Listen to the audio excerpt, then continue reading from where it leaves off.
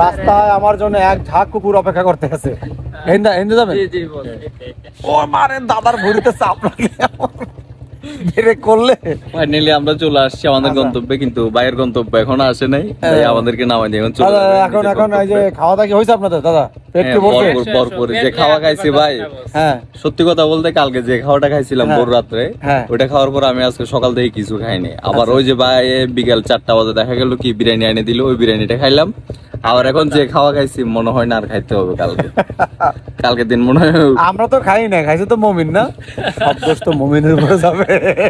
না মমিন ভাই তো সহযোগিতা করছে বিধায় আমরা আজকে এতটুকু যেতে পারি। কিন্তু মমিন বুড়ির অবস্থা দেখলে বুঝতে পারবো আমাদের তো এমনি বুড়ি আছে, খাইলে বুড়ি আছে, না খাইলে বুড়ি আছে, না খাইলে বুড়ি। মমিন ভাই সেটা বুড়ি আমাদের গর্ব। আপনি এই কথা বললেন না, আপনি পারলে বানায় দেখেন নাকি? আপনাদের বুড়ির কারণে আইছি দাঁড়ায় পুরাটা। আমাদের বুড়ির কারণে তুমি গাড়িতে বসতে পারো, এই কথা কইতে তাই? আচ্ছা ঠিক আছে দাদা, ওর ব্যবস্থা কালে করবো আমরা, ঠিক আছে? তাহলে আমরা এখন যাই। এই দিন আর কবে আসবে? আর আসবে কিনা? আচ্ছা আমরা অন্ধকারে আমাদের দেখা যাইতেছে না, আমরা 3 জন একটু করে দাদা, আমার সাথে আছে দাদা, আর পেছনে আছে আমার মমিন ভাই, অ্যাসিস্ট্যান্ট মমিন ভাই।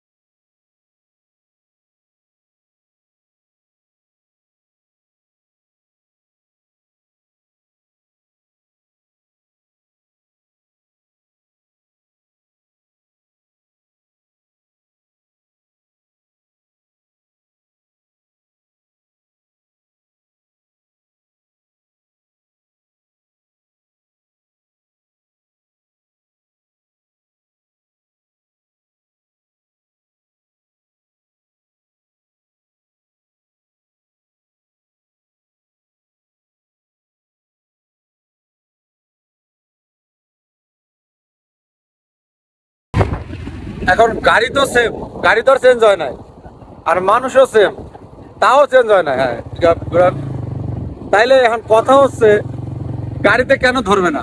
লোক তো সেই একইভাবে বসানো, দাদা মাঝখানে, মমিন পেছনে, আমি সামনে। মমিন ভাই তাহলে কি খাবারের পরে কি একটু ভুঁড়ি বাইরে গেছে সবার?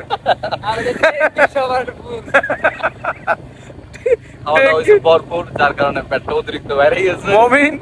মমিন তো বিসমিল্লাহ ছাড়া 3 প্লেট, পরে আবার বললাম যে মমিন তুমি কি বিসমিল্লাহ বলেছো? বলে যে না বস। তখন মারলো আমার 1 প্লেট।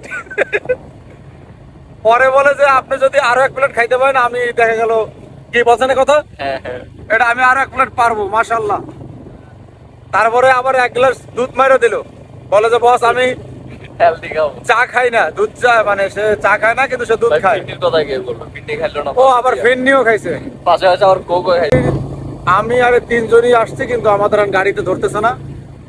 একটু উঁচা নিচে হইলে মমিন ভাই ঠাস করে পড়ে যাচ্ছে পিছন থেকে। তাহলে হইলোটা কি?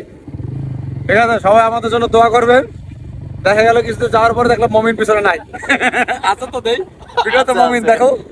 আচ্ছা আচ্ছা যাক, গাড়িতে বোঝা যাচ্ছে না যে মমিন আছে গাড়িতে। আগের বার আমি গেলাম ভালোভাবে, এবার আমি ট্যাঙ্কির উপরে, তারপরে জায়গায় হয় না। একটু যাই উঁচু নিচেতে যাচ্ছি, সাথে সাথে মমিন ভাই গাড়ি কমে গেল, আমরা বাইরে গেল। না না, গাড়ি জায়গায় আছে, কিন্তু আমাদের ভুঁড়ি এক একটা হাফ ইঞ্চি করে বাড়ছে। না, 2টা 5 বাজে। আলহামদুলিল্লাহ এই যে কাজটা আমরা করছি, কাজ করার পরে আমরা খাইতে আসছি, আগের দিনও গেছিলাম। মমিন ভাই নিয়ে আমরা খুবই প্রাউড ফিল করি। তার যত জ্ঞান দাম সব মহিলা কাস্টমারের সাথে। এই আছে মমিন ভাই, জানেন তো? আছে এই তো। আমরা বিট পার হইলাম, সো গাইস আমি জায়গা পাচ্ছি না এখন বসের বুড়ি ধরে রাখছি আমি পয়রা যাই মমিন বারবার মানে পয়রা যাওয়ার ভয়তে দাদার বুড়ি মনে করে আমার বুড়ি চাপে ধরতেছে। দাঁড়ান আমরা এখানে কতটা শেষ করে যাই। আমরা হয়তো 20 লাখ, কেউ 10 লাখ, কেউ একবারে ওই যে হাই ফাই ডেকোরেশন নিয়ে বসে, জি ভাই, এরা টাকগুতা খায় না। বাস্তবতা হচ্ছে, বাস্তবতা কি এটা বুঝতে হবে।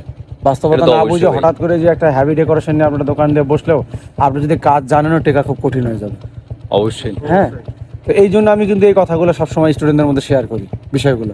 হুম। হ্যাঁ, এই যে মমিন ভাই প্রথম প্রথম দোকানে বসে প্রায় একদিন পর পর গ্যাঞ্জাম কাস্টমারের সাথে, একদিন খালি খালি বিষয় নিয়ে, পরে কিন্তু অনেকটা কমে আসছে। জি। কথা কি বুঝছেন? হুম। তো এই জন্য আমি আরো অনেক অভিজ্ঞতা আছে, আস্তে আস্তে থাকলে আপনারা এগুলা বুঝতে পারবেন, জানতে পারবেন।